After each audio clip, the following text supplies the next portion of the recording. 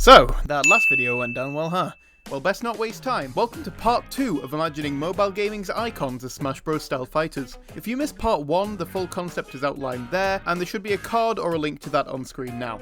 I've decided to be a bit more lax on the rules in this part, following some of the requests I saw come in, which there were a lot of, oh my god. I've tried my best to accommodate the most common requests I saw that I actually thought I could make into a fighter. Oh, and spoilers if you missed part 1, here is our current roster, so don't expect to see any of them here.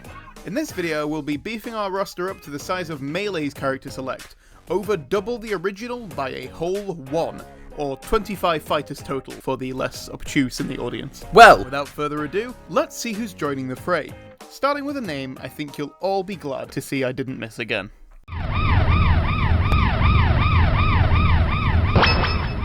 Yes, after the entire population of Earth requested him last time, Dan the Man joins the fray as our first fighter.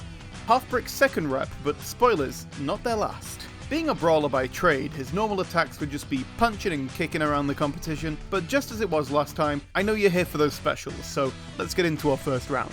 For the neutral special, Dan flings a shuriken out at opponents, causing little knockback but a decent amount of damage with an average fire rate. Nothing wild here, just a nice standard projectile for a nice standard guy.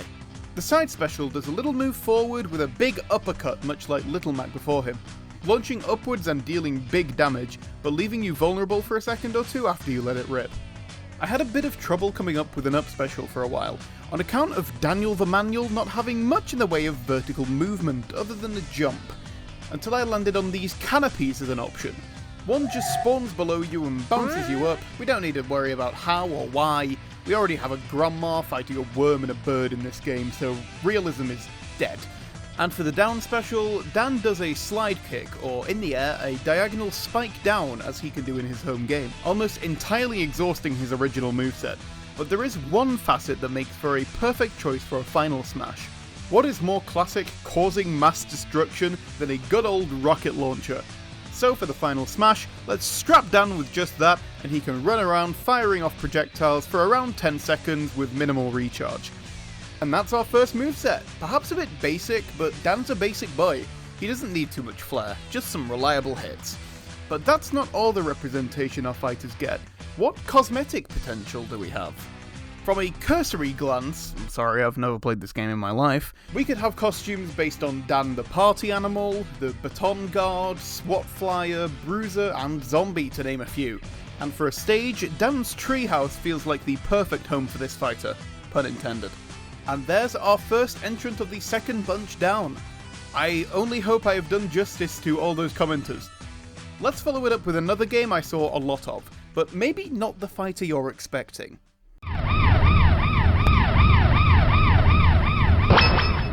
Dropping in from My Singing Monsters, we have the Wubbox. Not quite the mascot of the game, but nonetheless iconic. And also my favourite one, so fight me. This mechanized melody maker already looks primed to kill, and I think some strong, slow swings and stomps would be exactly how the regular attacks would manifest.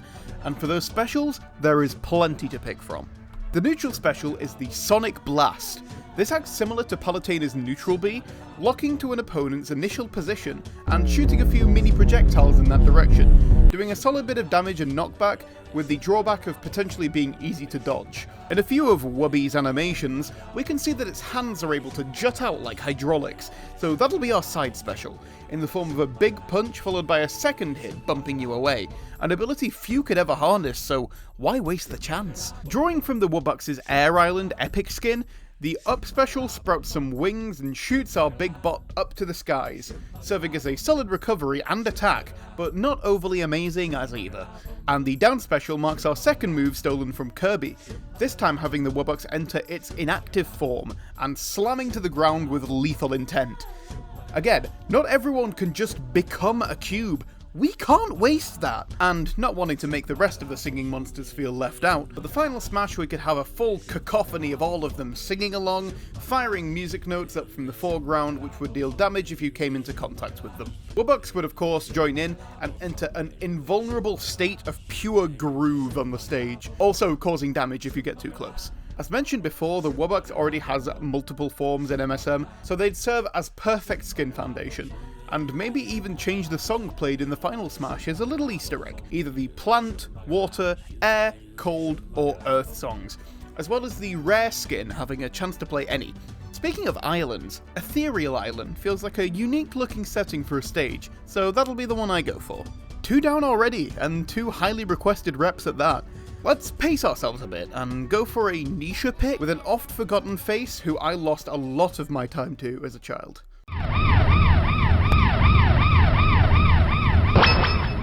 Don't tell Talking Tom, our next fighter is Ratty from the Rat on Earth series, I guess? You may initially fear for his standard attacks on account of his lack of arms, but he did luckily grow some just in time to get into mopeds. However, I still see him relying more on kicks to honour his limbless origins, but we will focus more on his vehicular ventures for the specials, starting with a doozy. From his days as Rat on a skateboard, Ratty gives us a little kickflip, with the snag that this works like Jigglypuff Rest, which means that if you hit just the right spot, it is a deadly hit, but if you miss, there'll be no damage done, and Ratty will also take a second or 2 to recover, leaving him open for attacks. The side B has Ratty hop on his scooter and, well, scoot, going across the stage and ramming into opponents. There would be no rail grinding or cheese grabbing though, unlike the game it's based on, but a game like this requires sacrifice. The up B is a little unique, doing a small jump on the snowboard, getting you some height, but you'd be able to chain up to 5 of these in a row, either getting you back to safety or comboing opponents into the air before finishing them off with a different piece of kit. And for the down special, not exactly something Ratty can actually do, but he'll do a stomp down giving off fire in both directions, inspired by these fire obstacles from Rat on the Run, Ratty's first foray into being on things. And rounding out Ratty's repertoire for the final smash, the stage is flooded and Ratty mounts his jet ski, scooting around and being able to jump or dive after opponents, or just hang out on top of the water if you're feeling nice that day, I guess. Ratty himself has a few cosmetic changes in the form of helmets, but we could also draw some inspiration from these freaks from the end of some of the levels from his home games, just to fill out the wardrobe a touch. And the stage would also draw from his original game, landing our fighters in the sewers. The stage would be unique in having a ceiling and mostly complete floor, meaning unless you can shoot your opponents off the sides or in holes in the bottom, they're sticking around for a while. Next up, let's get another highly requested one, and a game which I had actually never heard of before seeing the response to part 1. That game in question being... very much resembling his transition slide, Shadow from Shadow Fight makes it as fighter number 4. As I said, this wasn't a game I was actually familiar with, but clearly one deserving of a slot, if you're all to be trusted. Similar to Death Knight from part 1, standard attacks would just be simple sword swings with maybe a kick or 2, with a faster style like Sheik, and of course his own round of specials, almost directly courtesy of the base moveset. Starting it off with a classic big slash, with a bit of charge up and naturally dealing damage and knockback based on how long you hold it. It could even have a sweet spot like Marth's neutral B, but with more of an arch rather than a tipper. Putting the sword aside for the side special, Shadow grabs a nearby foe and pulls out a suplex, slamming opponents into the ground while keeping them close to chain into further moves. A potential follow-up being the up special, Spinning Slash, which of course gets you some height as a recovery as well as repeated hits on the way up. And to keep it varied, we'll put the blade back away for the down special, opting for instead a big axe kick, which also feels primed for a spike if used precisely. Gotta have that samurai accuracy to play Shadow to his peak. For the final smash, I couldn't seem to find a big finisher from his game of origin, so I decided to pull out an original idea of basically Great Ether, but with the blackout effect of those stages from Mario Wonder. Swords and shadows are this guy's whole thing, so why not? For skins, I'd imagine just different colours like Mr. Game & Watch, but to contrast that, I see good stage potential in the gorgeous Sakura Gardens, because what's better than stage?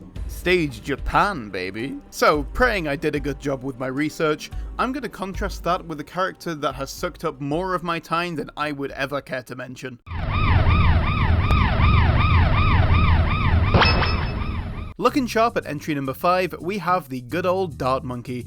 Another one who technically originated not in mobile games, instead from flash gaming sites, but nonetheless a much requested pick and one I absolutely considered for the first part. I feel like for neutral attacks he'd move much like Diddy for obvious reasons, putting his whole body into those attacks, rolling, punching, kicking, really getting in there. But for a character all based off what he throws more than what he is, what are those specials? As the name suggests, the neutral special is a charge up dart shot. Similar to Worm, longer charge means longer throw, and the fall off also changes accordingly. I thought about something to do with it sticking to the target, doing chip damage or something, but that feels almost a bit morbid, so no getting gored by a dart this time. Pulling from one of the upgrades Dart Monkey has, the side B sticks him in the Spike Ult, and to put things on their head, uses him as the projectile and launches him forward like a cannonball, dealing a solid bit of damage but great knockback. Not quite as strong as a spike ball, but a whole primate hurtling towards your face is still a hell of a hit. We call in a friend for the up special in the form of the Heli Pilot, giving you a lift up and getting anyone foolish enough to fall onto you caught up in a rotary cascade of hits. He's also here because Heli is my favourite Bloons tower and Pursuit is the best thing in the game and always will be.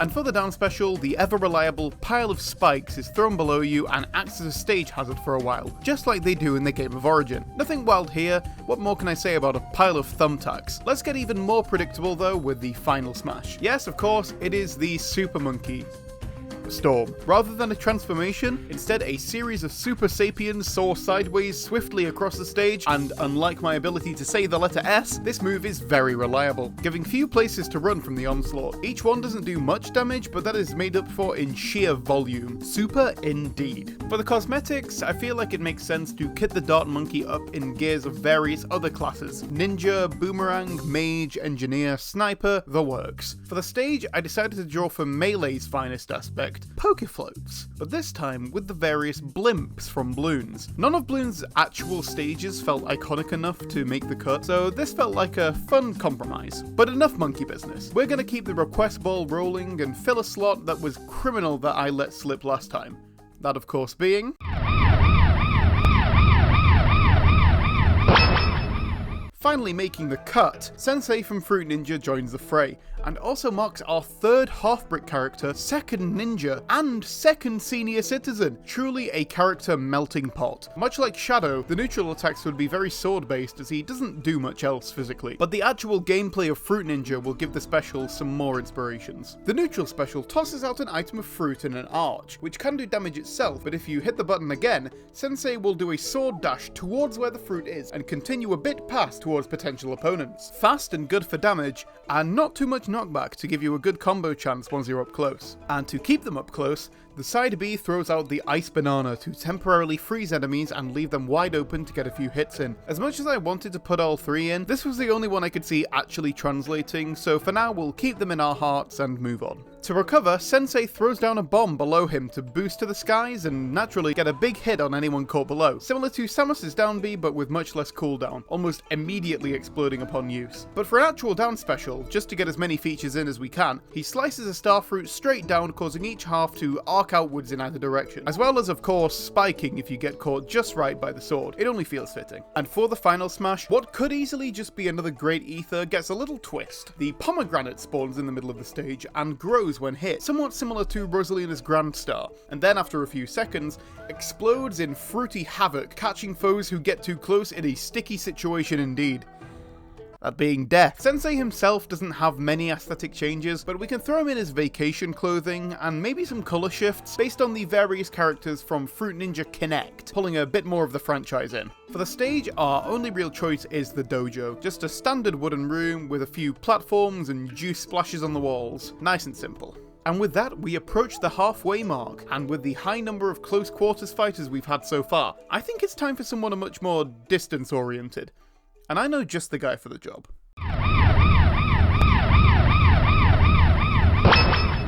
It's not Minecraft, I swear. Enter Newbie from Pixel Gun 3D, a game I dabbled with back in the day but apparently wasn't as lost to time as I thought it was. While obviously being very firearms based, that's not generally what the standard attacks are made for, so there will be some fisticuffs from this fighter, but his loadout of specials will be where the real fun comes in. For his neutral special, Wait, didn't I already do this bit? Yes, the neutral B is just a stock standard pistol and much like Joker's, doesn't have an overly fast fire rate, but basically acts as an instant ray of damage when shot, albeit at the cost of much knockback. Not one to fight entirely from far away, the side B pulls out the Sword of Shadows in a big sweeping upwards motion, knocking opponents in the same direction naturally. There are plenty of bladed weapons that I could have gone for, but to be honest, I just thought it was neat. Newbie also joins the Jetpack Club for his recovery, doing what a jetpack does, gradually getting you back on stage at a moderate pace, but not dealing damage on the way up, so try not to get interrupted. The down B is the Cluster Grenade, rolling out in the direction you're facing, or straight down if in the air, and exploding and firing off smaller secondary explosives in a small area around the first. Safest just to avoid anywhere within 3 countries of this thing. For the biggest attack, we need the biggest of guns, and the Excalibur minigun is just that. A constant barrage of bullets erupts out of the gun, and you can let it ring in a full 180-degree arc around you. The only problem being you can't move, so place yourself wisely. Now,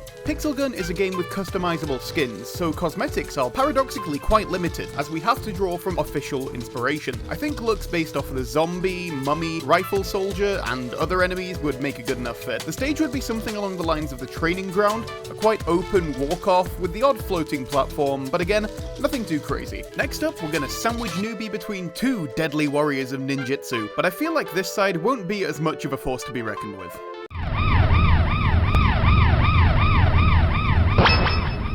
Finding his footing at number 8 is Clumsie of Clumsie Ninja fame, another sort of virtual pet but in human form this time. As the name suggests, this ninja won't have the deft swordplay of Shadow, but more so a series of slapstick bundled into a moveset, with a sort of drunken fist style for neutral attacks, and plenty of tricks up his sleeve for those specials.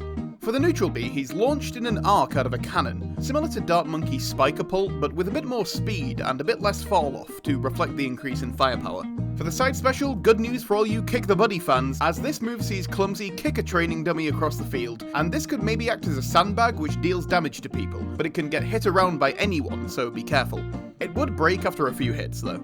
For the recovery, no grace here. Balloons are tied to Clumsie, allowing him to gently float back up, and while they could deal damage to people by popping, this would slow the ascent, so best to try and stay on stage as best you can. And for the down B, Clumsie swings around a sack of rice in a circle, giving those punching bags a long-awaited chance to hit back, and behaving much like Barry's badass hog from part 1. For the final smash, the whole stage becomes a trampoline, and Clumsie bounces around in an invulnerable state and deals damage to anyone he hits, who are also caught bouncing around. Clumsie has a few good costumes from the base game, making this part nice and simple, and I think the winter market would make a good unique set piece for a battlefield, so that shall be our stage. Next up, we have one that I knew I had to get in this video, and as hard as it was, I think I did a good job.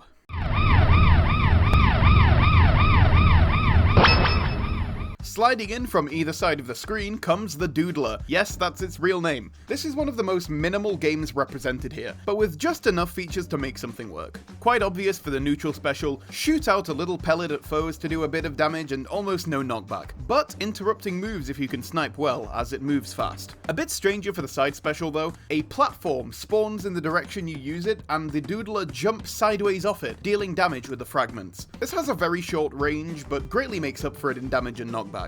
Trying to avoid Jetpacks Anonymous getting too crowded, we'll instead pick the propeller hat for the recovery. Also doing damage on the way up, similar to a mini helipilot, much more whimsical as well. And for the down B, a black hole spawns behind you and acts like Ness's PSI, rendering you immobile but absorbing projectiles and, if you use it up close, inflicting a small bit of chip damage while other players are touching it. The final smash was really tough, but I think the UFO makes a good fit. Soaring around the stage and getting opponents who get underneath it caught in a tractor beam before slamming them into the stage for big damage. I considered carrying them off stage for a star KO, but that felt a little unfair. Plenty of skins in Doodle Jump already, so we've plenty to pick from for those. And the actual setting of the game is our only real option for the stage, slowly scrolling up and featuring various types of platforms and even springs and trampolines for some variety. And we've got another challenging one to design coming up next, but after seeing all the comments, I'd be a fool to skip this again.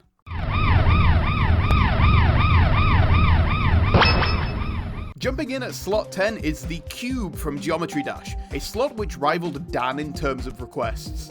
Naturally, turning a shape into a character in a platform fighter was a tricky one, but I think I've made it work. In terms of neutral attacks, I can see just sort of launching itself at enemies in various directions, but fear not, these specials have much more juice to them. For the neutral special, you can charge up a transporter ring, and if you hit full charge, hold it to release an enemy, like DK's Punch. Pink, then yellow, then red, as in the base game in order of strength. For the side special, one of these bitey things comes out and does a big bite. as one might expect. This doesn't grab foes like Omnom, just dealing a big hit of damage instead. The up B transforms our cube into this arrow form and launches straight up into the air, getting both good height and good damage, though not able to zigzag as it can in Geometry Dash. And for the down special, another transformation, this time into the spike ball form, letting you rev on opponents before launching them away, putting those spikes to much more use than they were originally built for. And one last transformation for the final smash is the UFO, but working differently to the last one, giving you unlimited jumps and a permanently damaging state, letting you chase foes down wherever they are with ease and carry them off to their demise. Again, GD has plenty of inbuilt cosmetics, so just various shapes and colours should do the trick. And for the stage, I thought, why not just straight up stereo madness? Scrolling through at a slower pace, but with the exact same layout, much like Mushroomy Kingdom, but without the aesthetic change. And with that squared away, we enter our final 3, and I think it's time for another developer to get their second rep, and they've got the experience to show they're ready to fight.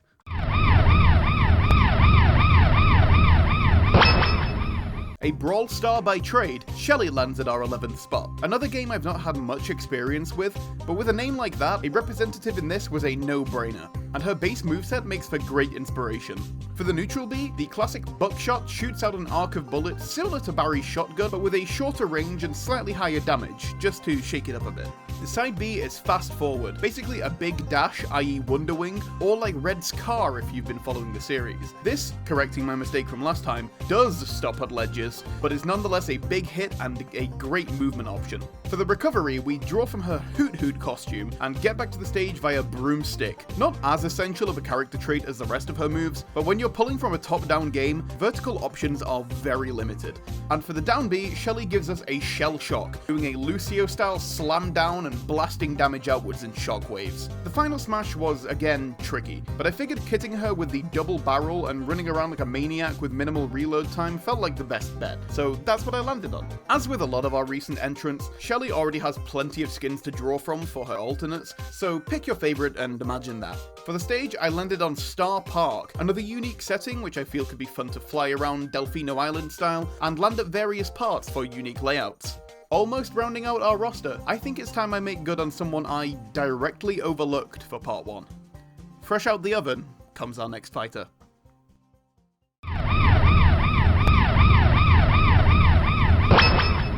One tough cookie, Ginger Brave takes our penultimate spot, graduating from an assist trophy from the last lot. And I think I've managed to put something together that does him justice, so let me cook here. Or let me bake? Forget it, just roll the moveset. A staple of Gingy's moveset, he swings out his candy cane in a big arc for a solid bonk on nearby opponents. Nothing wild here, this is just effectively a sword swing, but much less cavalry, much more confectionery. The side special utilizes his skill from Cookie Run, that being Brave Dash. Similar to Shelly, he dashes forward but covering less distance, just to make it a bit more unique to hers. We'll also give it a stronger knockback to make up for the speed nerf. For the up special, he does a double jump attack to gain height and get a double hit in on other fighters, and carry them closer to being knocked off the top of the stage if you land a good follow-up. And to ring the last of this basic boy's original moveset, the down special gives you a slide along in the direction you're facing, and also gives you a second good chance for some good combos. A lot of this can chain together well if you catch other players off guard. Luckily, we have a perfect choice for a final smash. Another cutscene for anyone caught close by, who gets shoved directly in the witch's oven and baked alive to rack up damage, and leaving foes wide open for a big finishing move. Ginger Brave's skins could be compiled of the tuxedo, king costume, and a few alts based on some of the more fancy looking friends of his. And since I've taken the oven already, stage could be Cookie Castle, snatching the title for most edible stage out of the clutches of Candy Crush. And finally, I feel like I've been quite well behaved with the rules here, so I think I've earned one last pick that bends them a tad. And boy am I gonna bend them till they snap. Say goodbye to any chance of this game ever really existing.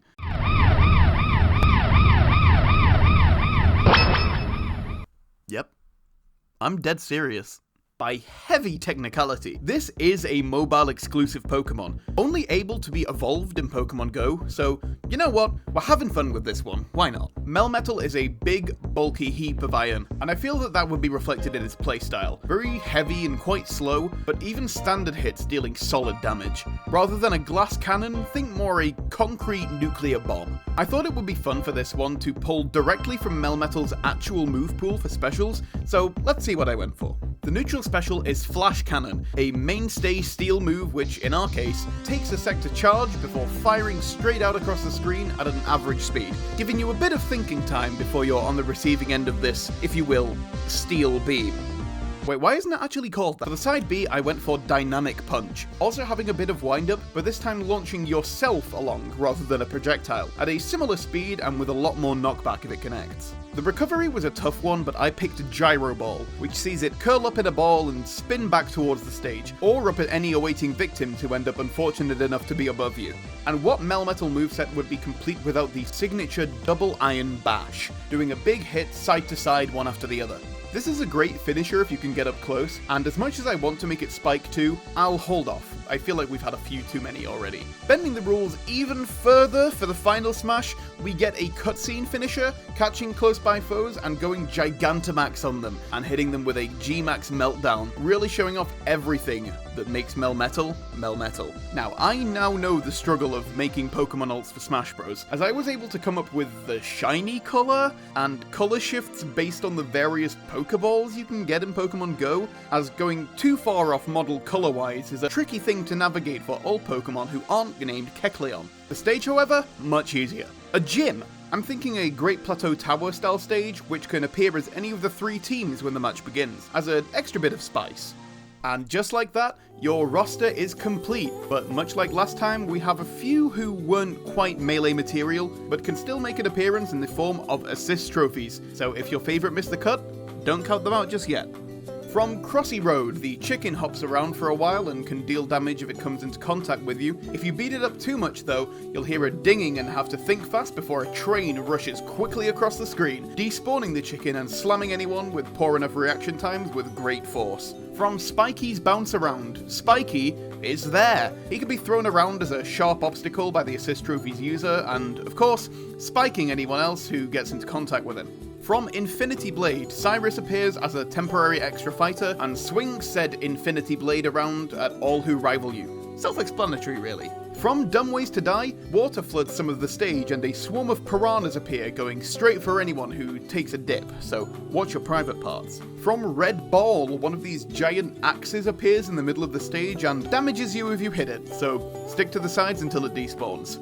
From Jelly Car, the Jelly Car drives around and occasionally grows and shrinks to keep foes on their toes, dealing damage if you get hit, of course. From Smash Hit, metal balls are thrown from the foreground to the stage to knock people flying. Fear not though, there are markers for where it'll land, so you can watch out. From Paper Toss, a fan spawns where the trophy was used and oscillates around, blowing air in the direction it's facing, carrying off enemies in its path. From Granny, Granny moves slowly around the stage, but if you're in her line of sight for too long, will launch towards you and deal an almighty hit, so figure out hiding places fast. From Parachute Ninja, rope platforms appear around the stage which act as trampolines, but be careful as the ninja himself can also jump between them and knock away anyone in his path. Very ninja heavy video, huh? From Battle Cats, a horde of cats runs on from off-screen and pushes anyone who gets caught in the fray. And for an extra rep, this can also appear as a swarm of Stumble Guys. And speaking of alternate skins, the boss from Part 1 can also appear as the buddy from Kick the Buddy. There, are you happy? And with that, we round out our second hypothetical game, which, by the way, leave a comment with name suggestions if you've made it this far. It'll probably be a bit until Part 3, if ever, just so I can keep this place varied. Until then, thank you for watching, shoutouts to Matt H and Chloramite for being members, like, comment, subscribe, share, fall asleep to this video, drink water, eat your 5 a day, and remember, poo balls.